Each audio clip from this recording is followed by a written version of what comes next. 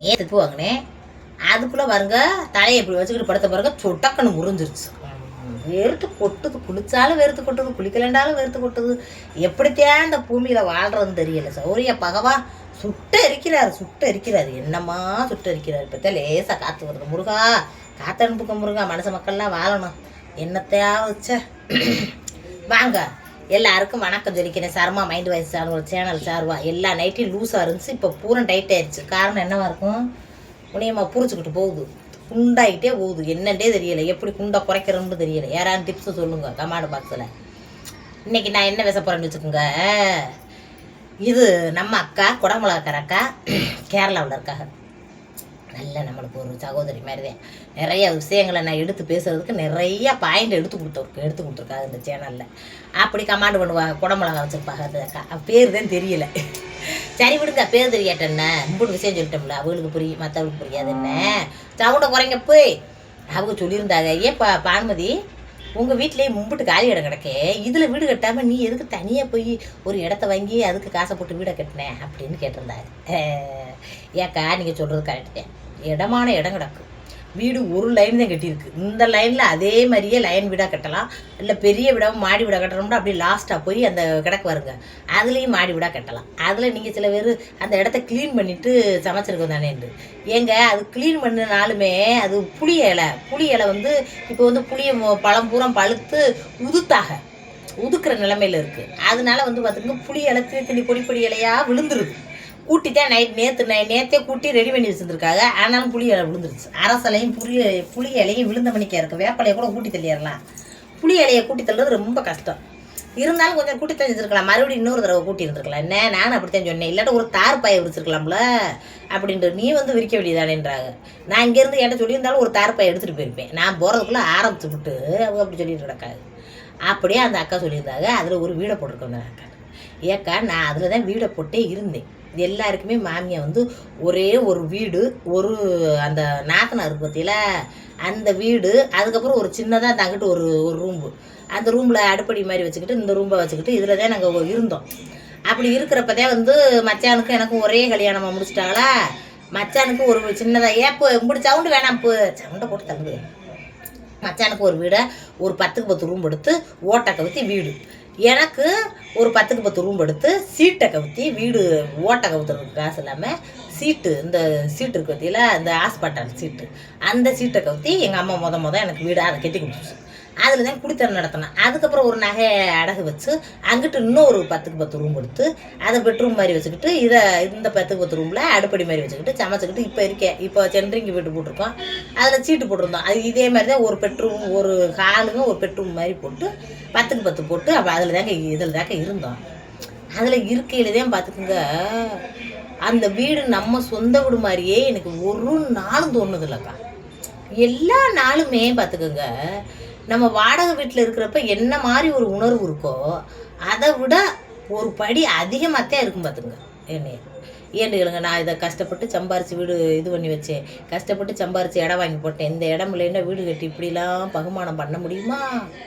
மையனோட அப்படி ஆட்டிக்கிட்டு இருக்க மைய வீடு தானே கட்டி இருக்காக, இருக்கட்டும்னு இல்லாமல் போகையிலையும் வரையிலையும் மாமியார் சொன்ன மணிக்கு இருக்கும் பார்த்துக்குங்க.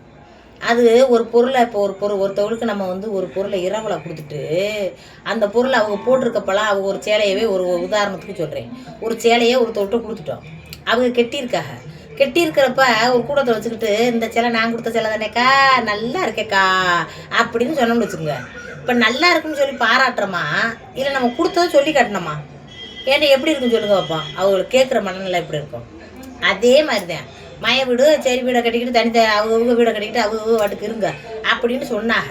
சரின்ட்டு வீடை கட்டிக்கிட்டு இருந்துக்கிட்டு இருக்கையிலேயே இது வீடு, இது நான் கொடுத்துட்டேன் நீ கட்டியிருக்கேன், நான் கொடுத்துட்டேன் கட்டியிருக்கேன், ரோசக்காரி நீ போய் தனியாக குடித்தனம் நடத்தி தனியாக ஒரு வீட்டை பிடிச்சி இருந்து வரு. வாய்க்கெல்லாம் யாராவது வச்சிருப்பா வாடகை வீட்டில்? நீ அடிக்கிற வாய்க்கெல்லாம் போய் இருக்க முடியுமா? என் வீட்லையாவது போய் இருக்க முடியுமா? உடனே பண சட்டையை அள்ளிக்கிட்டு இப்படியே கிளம்புண்டுருவா. எத்தனை வீடு நீலாம் அள்ளிக்கிட்டு போகிறது? நான் ஒரு இடத்த வாங்கி போடுவோம், அந்த இடத்துல வீடை கட்டிக்கிட்டு நீ சவுட்டாலம் பேசிக்கிட்டு தர்ற அப்படின்ட்டே ஒரு தடவை 2 தடவை இல்லை. அந்த வீட்டில் 10 வருஷமாக குடியிருந்தேன்னா 10 வருஷமாகவும் அதே தான் கேட்பேன். எங்கள் வீட்டுக்கு நான் எங்கள் அம்மா வீட்டுக்கு போனேன்டா, எங்கள் அம்மா சோறாக்கி குழம்பு வைக்கி அப்படி நாங்கள் வந்துட்டோம்னு கோழி அடிச்சு குழம்பு வச்சு கவனிச்சிச்சுண்டா நானாக என் மனசுக்குள்ளே தோணும் எங்கள் அம்மாவை வீடு வாசலாம் கூட்டி அங்கங்கே தொளிக்கும். அப்போல்லாம் எனக்கு தோணும் நம்மளுக்குண்டு ஒரு வீடு என்னைக்கு அம்மா மாதிரி நம்மளுக்கு தான் அப்படின்னு என்னைக்கு சொந்தமாகும், இது வந்து நம்ம வீடு தான் அப்படின்ற எண்ணம் நம்மளுக்கு என்னைக்கு உருவாகும், அந்த மாதிரி வாழ்க்கையை என்னைக்கு வாழ போகிறோம் நம்ம அப்படின்னு நான்லாம் மனசுக்குள்ளே நினச்சி வருத்தப்பட்டுருந்து. ஏன்னு கேளுங்க, வீட்டு வாசலை இது வரைக்கும் தான் நீ கூட்டணும் முடியும், உன் வீட்டு வாசலை மட்டும்தான் கூட்டணும் முடியும். இங்கிட்டு கூட்டணும்னு வச்சுக்கோங்களேன், நீ கூட்டி குப்பையை எந்த பக்கம் தள்ளிட்ட, ஆடு கிடக்கிற இடத்துல தள்ளிட்ட அப்படின்னு வாசலை தண்ணியை தெளிச்சுட்டா என் ஆட்டு படுக்கக்கூடாதுன்னு வாசலில் தண்ணியை தெளிச்சு விட்டா, சாணியை கரைச்சி தெளிச்சு விட்டா சாணி காயாது, அதில் எப்படி ஆடு படுக்கும். என்னடா இது வாசலில் கோலம் போட்டு கோலம் போடுறதுக்கு சாணியை கரைச்சி துளைக்கிறது தப்பா அப்படின்னு அப்படி அப்படி அப்படி அப்படி அப்படி அப்படி அப்படியே பொறுக்க முடியாதுங்க, நெசமாவேக்கா பொறுக்கவே முடியாது. அப்படிலாம் நம்மளுக்கா இந்த வீடு என்னைக்கு சொந்தமாகிறது, 72 நாளும் நான் தேன் கொடுத்தேன் கஷ்டப்பட்டு சம்பாரிச்சு முள் வெட்டி சம்பாரிச்சு இந்த இடத்த வாங்கினேன், முள் வெட்டி சம்பாரிச்சு இந்த இடத்த வாங்கினேன். நெசமாவே நினச்சிக்கிட்டு இருக்கேன்க்கா. நம்மளாம் நம்ம பிள்ளைய கட்டிட்டு வந்தோம்டா, நம்மளுக்கு இதில் பங்கு விட முடிஞ்சாமல் பிள்ளைக்கு விடணும் இல்லையா? எப்போ நல்லபடியாக போய் வாடகைக்கோ ஒத்திக்கோ, நல்லபடியாக போய் உன் பொண்டாட்டி நான் விட்டு வந்திருக்கா அதுகளை அடகு வச்சு ஒத்திக்கோ நல்லபடியாக இருப்புன்னு விட்டுறணும் இல்லையா? மேலே ஒரு வீடு எடுத்து நம்ம பிள்ளைக்காக எடுக்கிறோமா அதுகளை வாழ விட்டுறணும். நான் தான் எடுத்து கொடுத்தேன் அந்த வீடு ஏன் வீடு அப்படியே குத்திக்கிட்டே இருக்கக்கூடாது. அதில் கொடுத்து பிரயோசனமே இல்லை. நான்லாம் நினச்சிக்கிட்டேன் நம்மளுக்கு என்னென்ன துன்பம் ஏற்படுச்சோம் அதை நம்ம வர்ற மருமகளுக்கு அதை பண்ணிடவே கூடாது. அதுதான் உண்மையிலேயே ஒரு மருமகளும் நினைக்கணும் மனசார. அப்படி நினைச்சோம்னா வர்ற மருமகளுக்கு கஷ்டப்பட மாட்டாங்க. நம்மளை கஷ்டப்படுத்தின மாதிரி நம்ம மாமியை கஷ்டப்படுத்தின மாதிரி நம்ம மருமகளை கஷ்டப்படுத்தக்கூடாது. இந்த தேர்தலுக்கு வேற கேட்குதாங்க சவுண்டு, அந்த மாதிரி கஷ்டப்படுத்தக்கூடாது நினச்சா எந்த மருமகளுக்கும் பின்னாடி இடத்துல கஷ்டம் வராது. நம்ம மருமகளை நம்மளை அப்படித்தானே நம்ம மம்மியை அவனுச்சு நம்மளும் அப்படித்தான் பண்ணணும் அப்படின்னு நினச்சி பண்ணுறதே ரொம்ப கஷ்டம். இருங்க அவங்க போய்க்கிறேன். தேர்தல் பிரச்சாரம் காலை மழை விடிய விடுறாங்கல்ல, விடிஞ்சாலும் அந்த சத்தனே அடைஞ்சாலும் அந்த சத்தனே. சீக்கிரமாக தேர்தல் வச்சு வைங்கயா, நச்சுன்னு ஓட்டை குத்திட்டு பேசுன கம்முன்னு இருக்கு, கடுப்பங்களை பதிவு அப்படி பார்த்துக்கோங்க. இருந்துட்டு வந்து ஆரம்பிச்சிட்டா மறுபடியும் முருகா என்ன முருகா போயிட்டாங்க ஒரு வழியா. அப்படி சொல்லிக்கிட்டே இருக்குமா, அப்படி சொல்லிக்கிட்டே இருக்கிறதுனால மனசு ரொம்ப கஷ்டமாக இருக்குமுக்கா.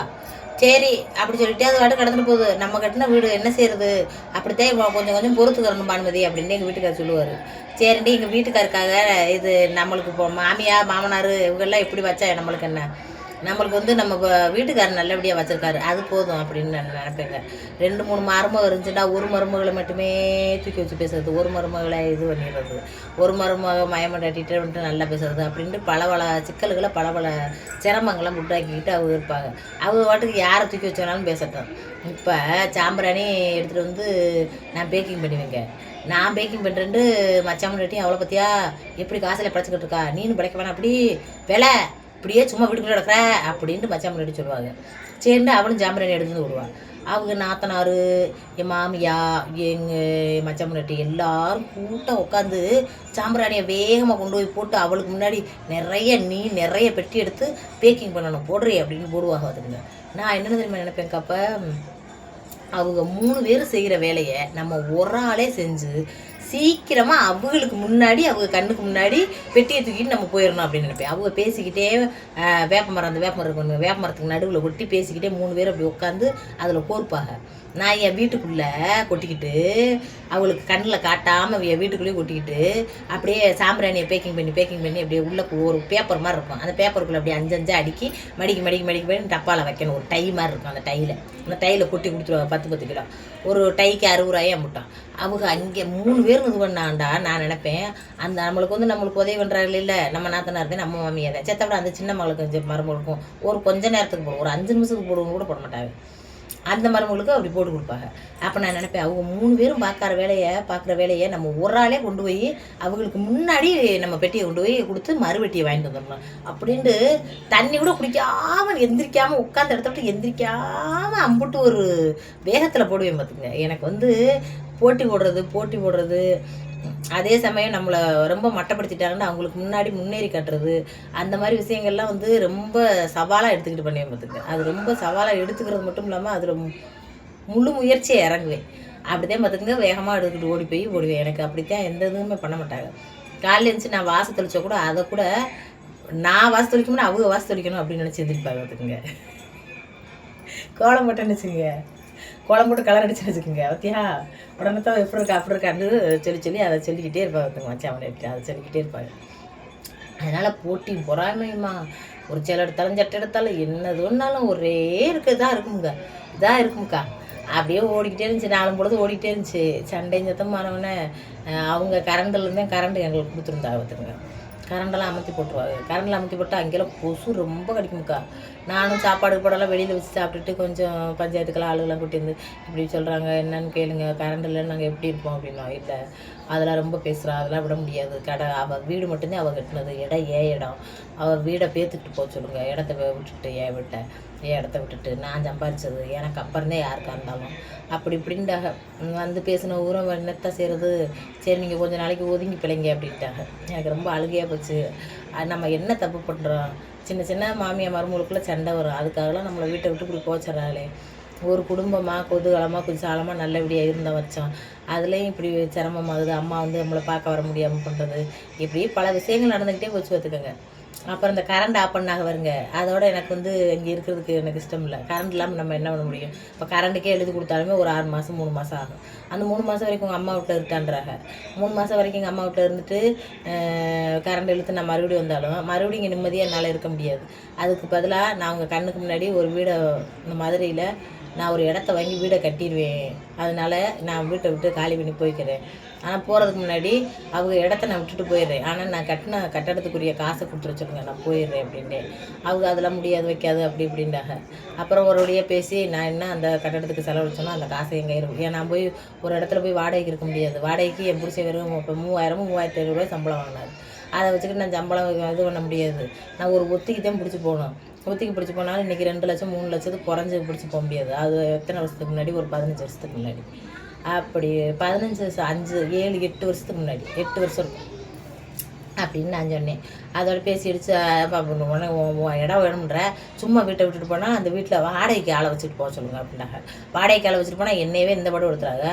வாடகைக்கு ஆளை வச்சுட்டு போனால் எப்படி இருப்பாங்க, விடுவாங்களா? தண்ணி ஊற்றாத, வாசலை துடைக்காத, வீட்டை கூட்டினா கூட்டி என் ஆட்டு பக்கம் தள்ளுற, வாசலை துடைச்சா என் ஆடு படுக்காமல் இருக்கிறதுக்கு வாசலை துடைக்கிறா, தண்ணியை ஊற்றி விட்றா அப்படின்னு பல வாக்கள் சொல்கிறாங்க. குடியிருக்கிறவர்கள் எப்படி விடுவாங்க, எப்படி வந்து குடியிருப்பாங்க? சும்மா வீடு கிடந்துச்சுன்னா வேஸ்ட்டாகவும் போயிடும். வீடு எப்படி பெரிய மாளிகையை கட்டி வச்சா கூட வீடு புழக்கமில்லைன்னா அந்த வீடு வெட்டியாக போயிடும். அப்போ இது ஒரு சாதாரண சீட்டு வீடு, இதில் போய் நான் ஆளே குடி வைக்கலன்னா பேருந்து நடிச்சு அப்படியே வேஸ்ட்டாக போகிறதுக்கு எனக்கு அதுக்குரிய கட்டடத்துக்குரிய காசை கொடுத்துட்டு அவங்களே எடுத்துக்கிற சொல்லுங்க அப்படின்ட்டு காசை வாங்கிக்கிட்டு அவங்களும் அந்த கட்டடம் கட்டணுக்குரிய காசை கொடுத்தாங்களா, அந்த காசை கொண்டுக்கிட்டு என் நகையில் அடகு வச்சு ஒரு வீட்டை ஒத்திக்கு பிடிச்சி அங்கே போய் இருந்தோம். அங்கே போய் இருக்கையில் ரொம்ப அழுகையாக வந்து என்னடா அது கூட்டு குடும்பத்துலேருந்து வெளியே வர்றப்ப ரொம்ப மனசு கஷ்டமாக இருந்துச்சு. அவங்க சொன்னது மாதிரி நம்ம வாழ்க்கையில் மறுபடியும் அவங்க கையை கட்டி அவங்க சொன்னாங்க போகிறப்ப இப்போ திமுறா போறையில் போய் இருந்து பார்த்துட்டு ஒரு நாள் கையை கட்டி இங்கே தான் வந்து நிற்பேன். இந்த இடத்துல தான் வந்து வீடு கட்ட வீடு வேணும், என் வீடு வேணும், என்னை மன்னிச்சிருங்கன்னு என் காலில் வந்து விழுவேன்.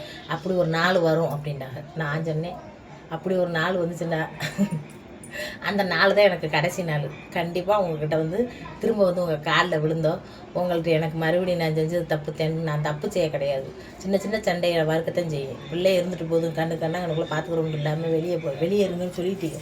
இனிமேல் நாங்கள் இல்லை, வெளியேற சொல்லித்தானே கரண்ட் இருங்கலாம் அமர்த்துறாங்க அப்படின்னு நானும் சொல்லிவிட்டு அதோட வெளியே வந்துட்டு பார்த்துக்குங்க. வெளியே வந்து ஒரு ஒத்திக்கு பிடிச்சி அங்கே இருக்கையில் தான் வடக்கடையே ஆரம்பித்தது. அப்புறமா அம்மா என் கூட வந்து இருந்தது வடக்கடைக்கு உதவிக்கு.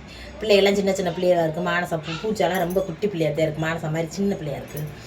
தம்பி சின்ன பிள்ளையாக இருக்கேன். அப்போ வந்து தங்கச்சி அம்மாலாம் வந்து என் கூட வந்துட்டாங்க. அப்புறம் பிள்ளைகளை பார்த்துக்கிறவங்க நாங்கள் வடக்கடையை போட்டு அதிரசம் முறுக்கு அப்படின்னு பல வாக்கில் சுட்டு அப்படியே சேல்ஸ் ஆகுது. அதுக்கப்புறம் என்ன ஊரே பெருமை பேசும், நாத்திரமும் இது இவ்வளோ பெரிய பிரச்சனையாகத்தான் வெளியேறேன். அப்புறம் அந்த உறவுக்காரவெல்லாம் பார்த்துட்டு போய் சொல்லுவாங்கல்ல எப்படியே அப்படி போய் சொல்கிறாங்க. அவங்கள வந்து என்னை பார்க்குறாங்க. அப்புறம் நாத்தனை வந்து கொஞ்சம் கொஞ்சமாக வந்து என்கிட்ட பேசினாங்க. அப்புறம் ஒரு ஒருத்தலாம் வந்து பேசிட்டாங்க. மாமியா மட்டும் தான் கடைசி வரைக்கும் பேசாமல் இருந்துச்சு. மாமியா இறந்ததுக்கப்புறம் எனக்குள்ளே வீட்டை போட்டுக்கங்கன்னு நாத்தனை மாதிரிலாம் சொன்னாங்க. சும்மாவை சொல்றிய ஆனால் வந்து ஒரு வீட்டை போட்டுக்கிறவன் தானே அப்படின்ட்டு. ஆனால் மாமியை உயிரோடு இருக்கையில் நான் என்ன சொன்னேன், அதுதான் கடைசி நாள்னு. இந்த வீட்டுக்கு வர்ற அப்படி ஒரு சூழ்நிலை எனக்கு வந்துச்சுன்னா அதுதான் என்னோடய கடைசி நாள். அப்படி மாமியை உயிரோடு இருக்கையில் மட்டும் இல்லை, அது இறந்தாலும் கூட இறந்தாலும் கூட அந்த இடத்துலேருந்து அதில் இறங்க வேணாம் அப்படின்னு எனக்கு தோணுச்சு. வேணாம், நீங்கள் இருக்கிற வரைக்கும் நீங்கள் சந்தோஷமாக இந்த இடம் எனக்கு கஷ்டத்தையும் ரொம்ப சங்கடத்தையும் உண்டாக்குச்சுன்னு அந்த இடத்த விட்டு வெளியேறினேன். திரும்பவும் இதுக்குள்ளே வந்து நான் வந்து மாட்டிக்கிற விரும்பலை. அதனால் நான் ஒரு இடத்த வாங்கி வீடை கட்டிக்கிறேன் அப்படின்னு சொல்லிட்டு என்னோடய நகை ஒரு 15 பவுனை விற்று இந்த இந்த இடத்த வந்து 12.5 லட்சத்துக்கு வாங்கினோம். 12 லட்சத்துக்கு வாங்குறப்ப எங்கள் மாமாவும் நானும் சேர்ந்து வாங்கினோம். அது வீடோடு இருந்துச்சு. அந்த வீட்டுக்கு ஒரு ரேட் போட்டிருந்தாங்க, இடத்துக்கு ஒரு ரேட்டு போட்டிருந்தாங்க. வீடு வந்து நல்ல பெரிய வீடாக தான் இருந்துச்சு, ஓட்டு வீடாக தான் இருந்துச்சு. அந்த வீட்டெல்லாம் பழைய வீடியோஸ்லாம் காட்டிட்டு போய் பாருங்கள். மாமா விடுதலை 4 வருஷம் இருந்தாங்க, தாய் மாமன்.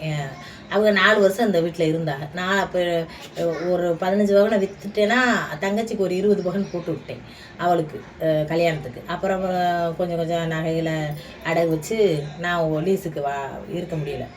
ஏன்னா லீஸுக்கு வந்து 3 லட்சம் 4 லட்சத்துக்கு மேலே கேட்குறாங்க. அப்புறம் என்ன பண்ணுறது, நான் எல்லா நகையிலையும் இது பண்ணிட்டோம்னா நம்மளுக்கு விசேஷங்களுக்கு போட்டு போகாமல் போனாலும் அதுவும் நல்லா தெரியாது. அதனால் வாடகைக்கே இருந்து வந்தோம். வாடகைக்கு ரொம்ப இருந்து வர்றது ரொம்ப சிரமமாக இருக்குமாம்மா. வீடு உங்களுக்கு நீங்கள் போட்ட காசுக்கு 4 வருஷமாக இருந்துட்டீங்க, நாங்கள் வாடகை விட்டுக்கிட்டே வர்றோம். உனக்கு வியாபாரம் போதுறதா அப்படித்தாண்டாரு. இல்லை மாமா, வியாபாரம் போனாலும் சங்கட்டமாக இருக்குது வாடகை கொடுக்க, நாங்கள் வீட்டை கட்டிடலான்னு பார்க்குறோம் அப்படின்னு சொல்லிட்டு அப்புறம் இருக்கிற நகையில் பூரா அடகு வச்சு இந்த வீட்டை கட்டினோம்க்கா. இந்த வீடு கட்டுறப்ப நம்ம கடன் உடனே வாங்கி பெரிய வீடாக கட்டிவிடுவோம் அப்படின்ட்டு எங்கள் வீட்டுக்காரர் சொல்லலை. நானும் யோசிக்கலை. ஏன்னு கேளுங்க, நம்ம இப்போ ஒரு சின்ன 10க்கு 10 ரூமில் ஒரு சீட்டு வீட்டில் தான் இருந்தோம். நம்ம பெரிய வசதியான வீட்டில் இருந்துட்டு மறுபடியும் வசதி கம்மியான ஒரு வீட்டுக்கு மாறுறோமா, வாழ முடியாது அப்படின்லாம் கிடையாது. நம்ம இருந்தது வசதி கம்மியான ஒரு வீட்டில் தான் இருந்தோம். அப்படி இருக்கிறப்ப அதே மாதிரியே இப்போ இங்கேயும் வாழ்ந்துடலாம் அப்படின்னு சொல்லிட்டு எங்கள் வீட்டுக்காரு நம்மகிட்ட இருக்கிற காசுக்கு சிறுக வீடை கட்டிக்கிடுவோம். ரொம்ப அடகுவானோ வச்சோ இல்லை விற்றுட்டோம்னாலவோ. இன்னொரு பொம்பளை பிள்ளை இருக்குது, ஏண்டா பாதி நகையும் தங்கச்சி போட்டுவிட்டாச்சு, பாதி நகை இடம் வாங்குறதுக்காக விற்றாச்சு. இன்னும் இருக்கிறதையும் விற்றுட்டோம்னு வச்சுக்குவேன், அப்புறம் பிள்ளைகளுக்கு கட்டி கொடுக்குறதுக்கு நம்மளால் சம்பாதிக்க முடியாமல் போயிடலாம் அப்படின்னாரு. சரின்ட்டு கொஞ்சம் ஒரு குறிப்பிட்ட நகை கொஞ்சம் ஒரு குறிப்பிட்ட இதில் போய் அடகு ஒரு 5 லட்சத்துக்கு 5-6 லட்சத்துக்கு வச்சோம்னு வச்சுக்கோங்களேன். வச்சோம். அதுக்கப்புறம் கொஞ்சம் ஏலை சீட்டு இதுக்கெல்லாம் போட்டு வச்சுருந்தோம். அப்புறம் அம்மா விட்டு கருவேலி காடு ஊர்களில் இருந்துச்சு. அந்த கருவேலி காடெல்லாம் சும்மா தான் கிடந்துச்சு. அந்த கருவேலி காடுகள்லாம் கருவலோடு விற்றோம். அதுக்கெல்லாம் போய் அம்மா வெட்ட முடியல. வந்து வெட்டி டன்னா இதில் ஏற்றிடும் விறகை.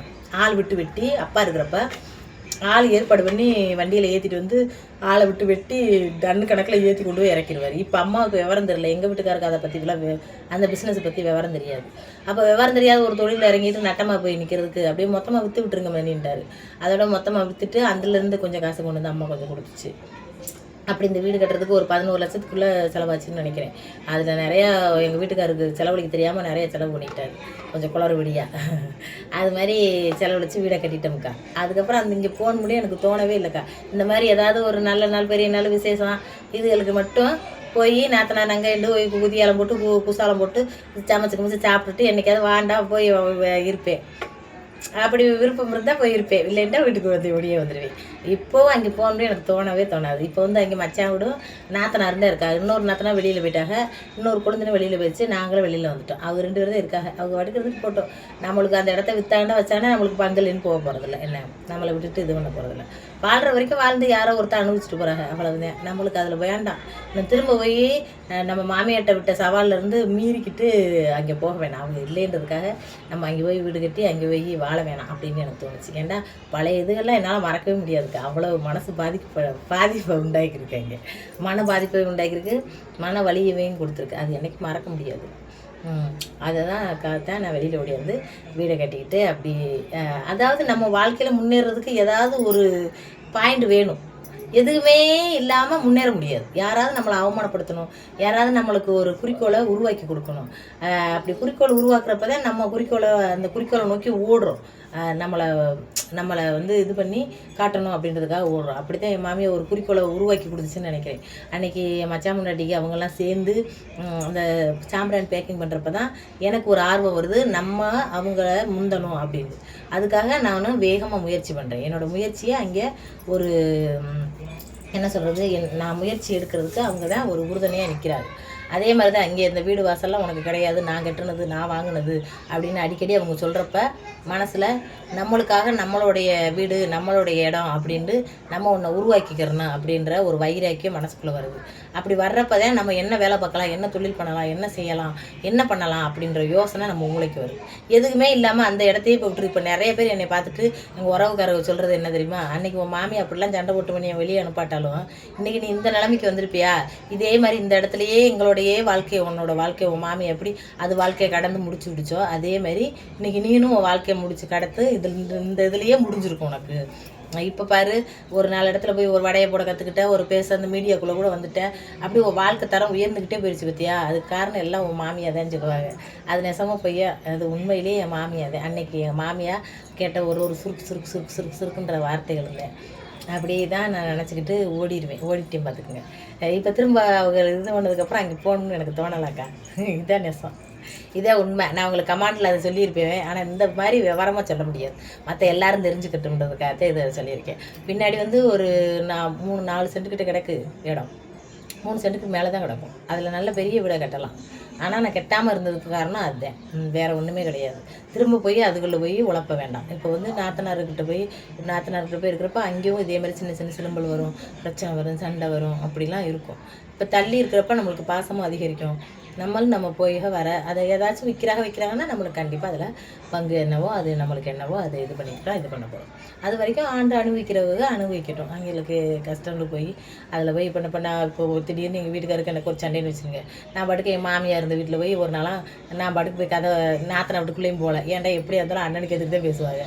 நேராக பச்சையேறி போய் என் மாமியார் இருந்த வீட்டுக்குள்ளே போய் இல்லை லைட்டை போட்டு கதவை அடைச்சிக்கிட்டு காத்தாடி போட்டுக்கிட்டு பேசாமல் படுத்துட்டேன். எங்கள் வீட்டுக்கார் ஊரெல்லாம் தேடிட்டு மச்சா வீடு, நாத்தனா வீடு எல்லாத்துக்கும் கதவை தட்டி கேட்குறாரு. அவர் கேட்குறதுலாம் எனக்கு கேட்குது. ஆனால் மாமியா வீட்டை அந்த சின்ன ரூமை மட்டும் கதவை திறக்கணும் முடியும் யாருக்குமே தோணலை. எங்கே விடான்னு தேடிட்டு கிடந்தாங்க. அவங்க இடத்து தேடிட்டு கிடக்கட்டும், தேடி முடிக்கட்டும். நம்ம எங்கே வைப்போம், நம்மளுக்கு நம்ம புருஷனை விட்டால் வேறு கதி கிடையாது. ஆத்தா வீட்டுக்கு வைப்போம், ஆத்தாவும் நம்ம கிட்ட தான் இருக்குது அப்படின்னு நினச்சிக்கிட்டு தங்கச்சி வீடு அது இதுன்னு தேடிட்டு கிடந்தாங்க. அவங்க வீடு தேடிட்டு கிடக்கட்டும் அப்படின்ட்டு நான் இங்கே இருந்துக்கிட்டே இருந்துக்கிட்டே மாமியை பார்த்துக்கிட்டே இருந்தேன். உங்களுக்கு ஒரே குசியாக இருக்கா, உங்கள் மையன் சண்டை பிடிச்சிட்டாரு, உங்களுக்கு குசியாக இருக்கா, நான் உங்கள்கிட்டதே நீங்கள் சொன்னது மாதிரி உங்கள்கிட்டதே உங்கள் வீட்டில் கிடைக்கேன் அப்படின்னு என் மாமியை பார்த்துக்கிட்டே பேசிக்கிட்டு போட்டாவை பார்த்துக்கிட்டே அப்படியே கிடந்தி வீட்டுக்குள்ளே. அதுக்கப்புறம் எப்படி என்ன நினச்சானதுல என்ன நினச்சாங்க, ஏன் அது வீட்டுக்கு பின்னாடி ஒடுக்க இருக்கணும் வந்தவங்க நாத்தினார் லைட்டு போடுறதுக்கு காற்றடிச்ச வண்டியை கேட்டாங்க. ஏனே அம்மா வீட்டில் தான் இருக்கானே, இங்கே வரனே, இந்த ரூமை பார்க்க விட்டவன், எல்லா ரூமையும் பார்த்தா அம்மா இருந்த ரூமை பார்க்க விட்டவனே அப்படின்ட்டு அப்புறம் வந்தாங்க. அது மாதிரி ஏதாச்சும் ஒரு லாபம் நஷ்டம்னா மாமியை அப்படின்னு ஓடி போய்க்கிறேங்க்கா. இல்லைன்னா வேண்டாம், நம்மளுக்கு உரிமை கொண்டாடுறதுக்கு எனக்கு பிடிக்கலை. உரிமை எனக்கு இருக்குது அப்படின்னு சொல்லி அதில் போய் உழப்புறதுக்கு எனக்கு பிடிக்கலை. அப்படித்தான் நான் வெளியே வந்தது காரணம். நல்லா இருக்க கதை இதுதான் கதை. எல்லாரும் குடும்ப கதையும் சொல்லவே மாட்டாங்க, நான் எல்லா கதையும் சொல்லி விட்டுருவேன். என்ன எல்லார் வீட்டையும் நடக்கிறதேன், எல்லாருக்கும் சொல்கிறதுக்கு வாய்ப்பு கிடைக்கிறதில்ல.